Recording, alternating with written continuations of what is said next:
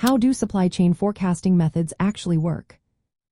Imagine trying to predict how many products will sell next month or how much raw material you'll need in 6 weeks. That's what supply chain forecasting is all about. It helps companies plan so they can meet customer needs without overstocking or running out of stock. But how do they actually do it? Let's break down the main ways.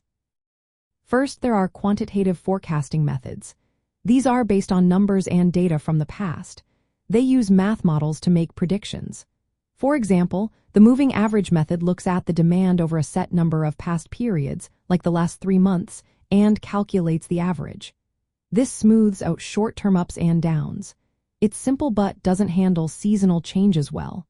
Exponential smoothing is a bit smarter. It gives more importance to recent data, so it reacts faster if demand suddenly changes.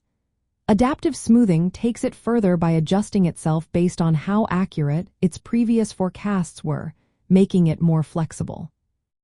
Then there's the ARIMA model, which stands for Autoregressive Integrated Moving Average.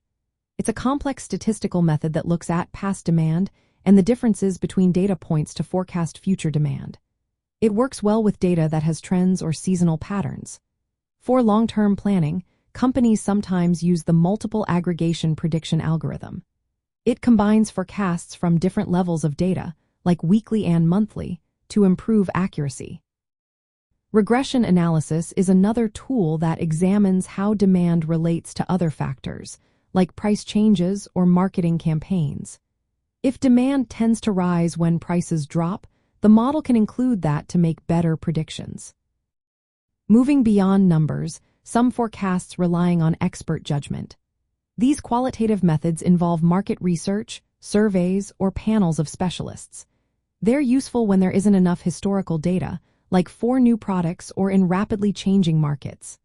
Sometimes, companies combine both approaches in hybrid methods, blending data models with expert opinions to get a clearer picture. So, how do these methods work in practice? They help decide how much inventory to hold, when to order more, and how to plan production. For example, if a company notices a seasonal increase in demand during the holiday season, it can adjust its forecasts accordingly. This way, they avoid stockouts or excess inventory, saving money and keeping customers happy. Choosing the right forecasting method depends on what kind of data is available, the product's nature, and how far ahead you're planning. Stable products might just need simple moving averages, while complex markets benefit from machine learning models that analyze large data sets. For new products, life cycle modeling can predict how demand might grow or decline over time. In the end, supply chain planners often use a mix of these methods, constantly checking how accurate their forecasts are and making adjustments.